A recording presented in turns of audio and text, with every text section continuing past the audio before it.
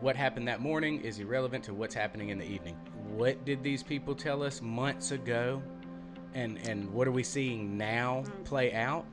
Keep your ears open, man. Keep Really? your eyes open. Listen. Ask questions. This is Laura Logan. This is an interview that she did on Real American Voice. She's pointing out just a lot of the things that just her as a journalist, they're supposed to have that passion for truth. This is probably the reason why we need to not forget about them, and we need to keep bringing them up. Right. We want to get it out there. We want to get it back in the brains because these are facts. So he wants to divert attention. Everything that's happening here, he wants to divert attention and say that it's Russia's fault. I mean, I've been covering wars now for 35 years, and I have never seen people with their nails done in the Ukrainian flag, right? I mean, we're being corralled into this box where we either have to hate Vladimir Putin and believe everything evil that's said about him and love Ukraine, and there's no in between. They're wanting you to pick a side immediately.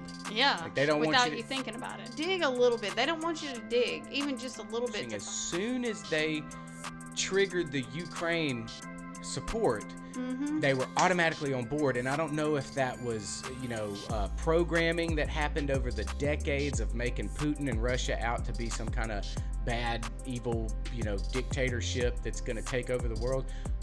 I don't know, but these people that I personally know ended up wearing the blue and yellow and putting it on their Facebooks and all that. And you have to be for it. If you're not, then how dare you? You're a Putin, sympathizer. Right. It's hard to believe anything that our leaders tell us because they've lied about COVID, they lied about Russia collusion, they lied about the Ukraine impeachment trial, and there's so much more going on in Ukraine that nobody is talking about. How can that be if it's so bad? Light bulbs. I mean, you've got world leaders coming over there walking down the street with no protection. I mean, they just have Secret Service walking behind them. You don't think that if the Russian people wanted to take somebody like that out, they would just be like, boom, this there it is. This ain't no kinetic war, bruh. You can call it propaganda. You can call it all you want.